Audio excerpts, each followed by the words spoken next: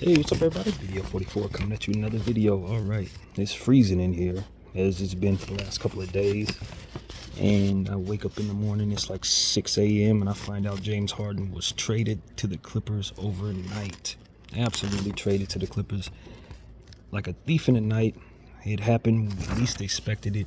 It's a 3-team deal with the OKC Thunder and the Philadelphia 76ers, of course.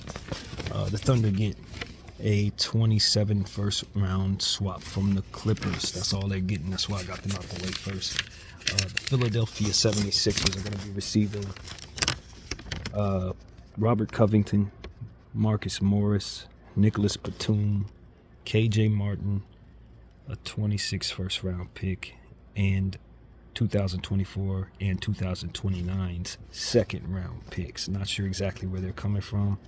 And the Clippers will be getting James Harden, PJ Tucker, and I read another name as well that may be involved in that. A European guy is also thrown in there. He may be headed to the Clippers as well from Philly, but I'm not sure about that. As of the last 16 minutes, this right here was the final Woj report. So if it changes a little more from here, that's just what it'll be. But what do I think of this return for James Harden? Well, I think in the grand scheme of things, it's absolutely a good return. You would want more for James normally if you're the Philadelphia 76ers. But given the fact that he only wanted to go to the Clippers and made that very clear to everybody, all of the different stuff that's come about in regards to him calling Daryl Morey a liar in China and all that good stuff. And then from there, just the history of James Harden kind of not being the guy he used to be in Houston, coupled that with him quitting on other franchises leading up to this, it just made for his value being a lot less than what you would expect for a name like that. So this is actually a very good return, especially given the fact that they got pick equity involved in this. I mean, the Clippers had to give up 2 first round picks, and it looks like 2 second round picks as well. I know they didn't want to give up those first rounders, but they ended up caving anyway, and I don't know if I would have actually done that. I probably would not have. But giving up KJ Martin, I'm not surprised they gave up KJ Martin. I'm gonna tell you why. Because Kenyon Martin was very critical of the Clippers' desire to acquire James Harden on All the Smoke, not All the Smoke podcast, but Gilbert Arenas' podcast, Gilbert's Arenas. He was extremely critical of that, and he essentially said he didn't know why the Clippers wanted James Harden. I don't know if it was because he heard his son might be involved in the trade, or they traded his son because he was critical of that. But once he did that, I had a feeling, once he stated his point of view, I had a feeling they would move KJ. I had a real feeling that they would do that. And I think they're going to regret it. I think the Clippers definitely should have kept KJ Martin. That's just my opinion. Now, Robert Covington, Marcus Morris, and Nicholas Batum are 3 vets that I don't think they could probably still help a team, but I don't think they hold a lot of trade value, which is why they were thrown into a trade like this that required so much on top of them. Getting back a deflated James Harden value for which isn't much value. That is a sign of where their value is in this league, in my humble opinion. But I think they can help the Philadelphia 76ers. Covington's obviously returning to the Sixers. Marcus Morris and Nicholas Batum will be good additions to their bench. I think they'll be happy they have those guys. And KJ Martin is a young player that can fly. I think you put him next to Kelly Oubre, next to Tyrese Maxey. That's a nice athletic tandem there that you really could see providing speed, athleticism, and upside ability there, particularly with KJ Martin. I like a lot. And in the first rounders, I mean, you don't expect those first rounders to be very good because now the Clippers are a loaded basketball team with superstars up and down the roster. So, it makes sense that they get these picks here. I'm looking at the first rounder that's going to OKC. I'm not sure what OKC gave up. I don't really know. Maybe they gave up one of the second rounders. But if they gave up a second rounder to get back a 27 first round swap, Seems to me that they probably give up more than that, so I don't know if that first rounder is actually theirs. That went to the Clippers, or rather that went to the 76ers. I think that there's a good chance that this trade is incomplete because of what it is that OKC ultimately got back. What did they give up? How did they actually facilitate this? That part doesn't really add up to me because I don't know what came from them. The Clippers getting back James Harden and PJ Tucker. I think PJ Tucker's kind of in that category of Robert Covington, Morris, and Batum. I don't think he really holds a lot of weight at this point, a lot of value rather. I think the Clippers will be happy to have him when the playoffs come around, possibly, but they did give up a lot of forwards in Covington, Morris, and Batum. I don't know if the Clippers necessarily love that they had to give up so much of their bench, so much of their, I don't want to say core, but their core veterans. So it's almost, in my mind's eye, it's almost a necessary need that you bring back a PJ Tucker to kind of make up for all them forwards that you just sent out. So Clippers got significantly better, obviously, with their top-heavy talent, but I don't think they got too much better when you consider how much defense they gave up and letting Batum and Covington go. They're significant in Martin with the upside there. Morris, those guys play defense. I don't know that the Clippers really love giving up those guys without getting back anything but PJ Tucker. You lost something there. But all in all, you look at the Clippers and you have to wonder how far they can really go now. You know, you bring up James Harden, you still got Russell Westbrook, obviously a healthy Kawhi Leonard and Paul George. That is a very, very loaded basketball team with basically four superstar man team. When you consider that Russell Westbrook's back playing at a very high level, and James Harden's coming in having played with him already in Houston. You know, Paul George is down there playing at a very high level right now, and Kawhi Leonard is back. The Clippers look great, you know, just in time to see my Lakers in the next game. I don't know if James will play in that one or not, but he likely will. So James Harden gets what he wants, man. He got what he wanted. You know, and I think that's going to be a sign of, you know, I guess the Clippers being a real contender at this point. Now, whether or not they remain a contender, based on how chemistry can go from here, if James Harden doesn't like what he sees, he might want to leave. But he's a Clipper, you know, he's home. It's the first time he's going to be playing for his hometown. And I think Clipper fans should be pretty excited because if nothing else, you now have what it should be considered tradable assets. I don't think James Harden value goes down from here. If he stays a Clipper and they get to a winning space and he helps facilitate and hit shots and things of that nature, I think they could potentially find themselves with an ascending value piece in James Harden, which is really interesting because I don't think anybody's thinking about that. But if he comes to LA and is a good piece in the locker room and ultimately just plays the game he's good to play, a year from now, if they want to trade James Harden, they could probably get more for him than they gave up to get him. And so a lot of people aren't going to buy that because at the end of the day, James Harden forces his way out of everywhere. And if he does play very well, then you're likely not going to want to trade him. But, you know, I don't think too many people, and this is just my humble opinion, I don't think too many people come to the Clippers and end up satisfied because at the end of the day, no matter what, you're still not loved in the city like the Lakers are. You know, you still got to get booed when you go to Dodger games. You still, you know what I mean? You still going to feel that energy because Clippers aren't a loved team out here. I mean, I'm from Los Angeles. I've been here my whole life. And we know that they have fans. And I know they're going to be building, you know, they got the new building open up next season, which could bring a lot of revenue to the team and to the city of Inglewood.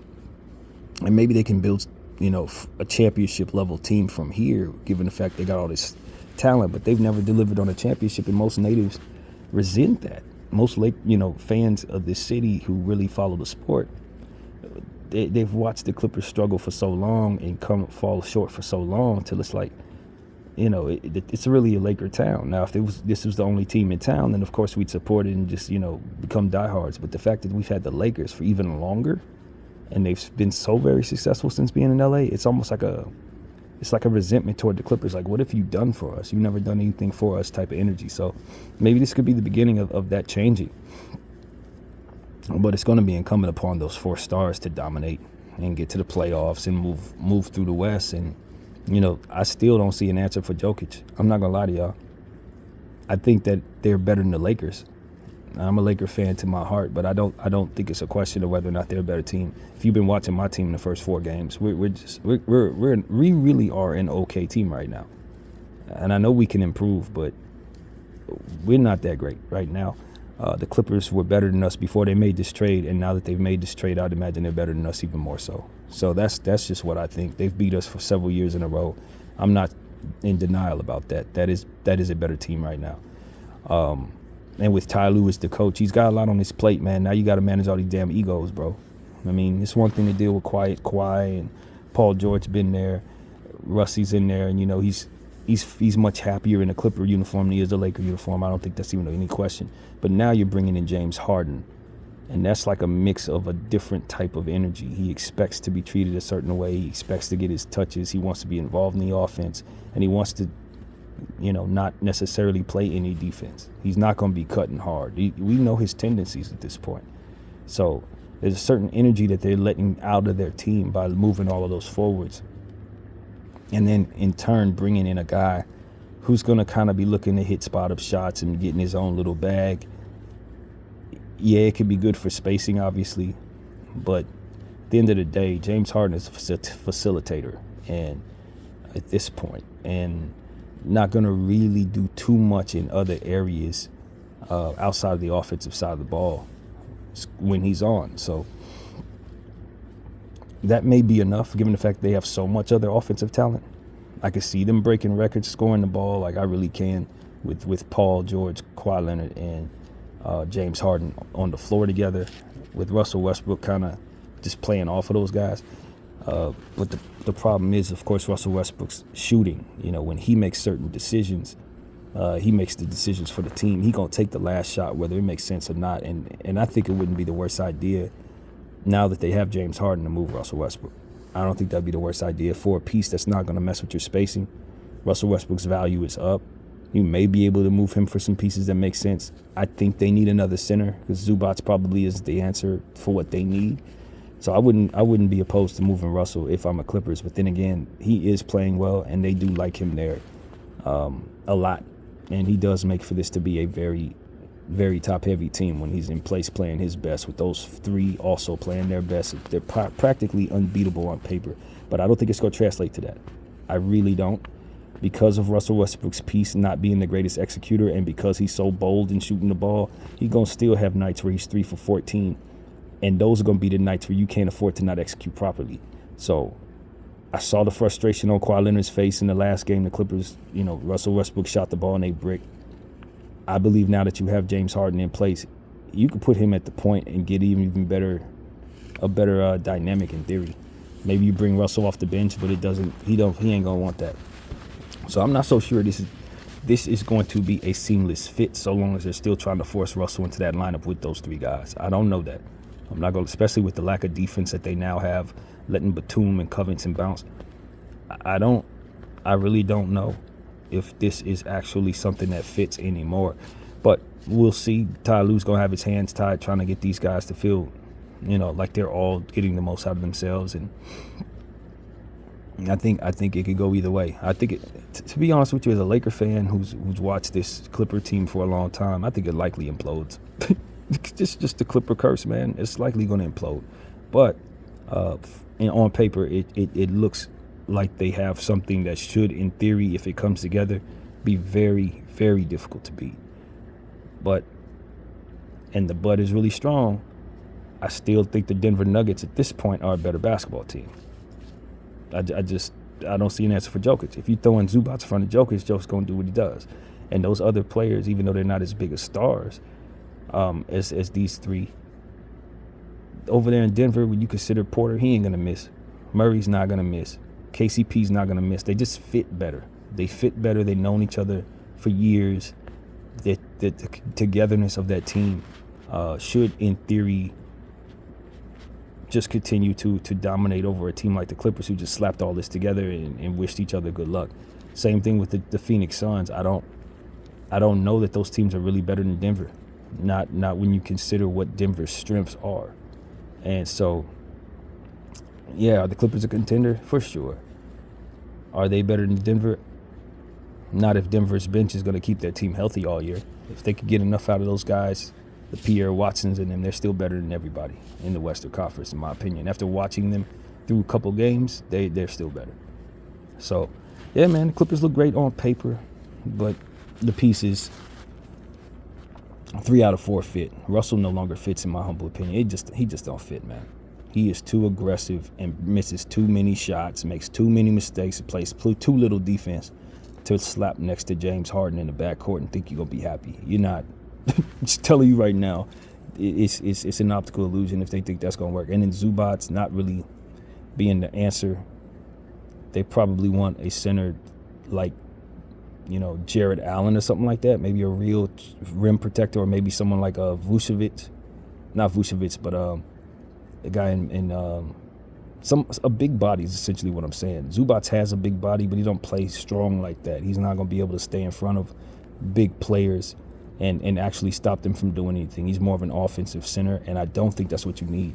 It's sort of like having Ayton in Phoenix again. That's kind of what Zubac is in this situation. It's more so helpful on the offensive end, just kind of sturdy defensively, but not strong enough to stop anybody. So that's going to be the problem there. They really need a center. But, yeah, Kobe Brown still on the team. Bones Highland still on the team. So they got some strong bench players. They didn't lose.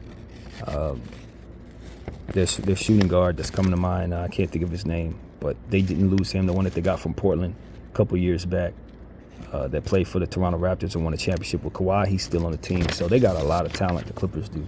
And you can't underestimate just the jump that a guy like Bones Highland is making early in the season, coming off that bench. So, I think the Clippers got a lot to show for themselves right now, given the fact that they didn't have to give up any fantastic pieces in this James Harden trade. And so, yeah, they're going to be upset in the long run having gave up those picks. But ultimately, this is exactly what you want if you're the Clippers. You want James Harden, and you got him. Now, the Philadelphia 76ers, just to talk about this, like I could totally see them just not really even considering too much of Morris and Batum and Covington. I mean, those are nice vets. But, I mean, the meat and potatoes of this trade is getting back young KJ Martin, and then those picks, the 2 second-rounders and the first-rounder. I think that's the key to all of this, is just getting some pick equity for Philadelphia that is retradable. They could package KJ in those 3 picks and get them a real piece if they want to. So I think that's really what it's about. Covington, like I said, he's returning to Philadelphia. Marcus Morris, these guys are a bit past their prime, I think is what I say. Batum can still help you. They could hit some threes. So you definitely brought up 3-point shooting. Now you put the ball in Tyrese Maxey's hands a lot more, so he should definitely be well on his way to his first All-Star appearance if he stays healthy this year. I think that's almost a no-brainer. And Kelly Oubre, depending on how well he continues to play, the thing about Kelly is he'll play good in spurts of the season, but then he'll disappear in other spurts, get hurt, that kind of thing. So I don't think what we've seen from Kelly Oubre is really sustainable. But he has been playing well as a Philadelphia 76er. And, of course, Joel gets to breathe a sigh of relief because James Harden is out of there and he don't have to answer a question about him no more. You don't have to likely hear anything about him possibly being traded to the Knicks this season or anything like that. There's no reason for him to want to leave his team anymore. They can get back to doing what they do with a full team, with no Ben Simmons, no James Harden wanting out. It's not like any of these guys are going to be doing anything like that. You just get a normal locker room. And I think that's really what is best for Nick Nurse and those guys in Philly. So that's what I got to say about that. It's addition by subtraction. It ain't even about whether or not the pieces were good enough. It's just about whether or not they brought in somebody who finally ain't going to give them no trouble after all these years of having controversial players in their locker room. So this luckily enough, this happened soon enough in the season to where they could get all that going now. And OKC continues to hoard picks. I mean, I don't know where it ends or begins for these guys. They already got a team full of first rounders why are they still trying to hoard picks? At this point, somebody needs to stop them from doing that. Seriously. And I'm not even kidding. Like, at some point in time, you got to regulate stuff like this. Because they don't have the roster spots for the players that they drafted. And they're still hoarding picks. It's just like, no, Sam, you got to do something else, man. So that's my attitude about the OKC Thunder. You picked up Keyshawn Wallace and can't even start him. He has no path to starting at any point in his career so long as he's there. It's like, come on, bro. Stop hoarding picks. So that is my take on the James Harden trade. James Harden is now a LA Clipper. And we will see what the world thinks of that as we see them wake up to this news just like I did. BDF44. I thank you all for watching. I'm out.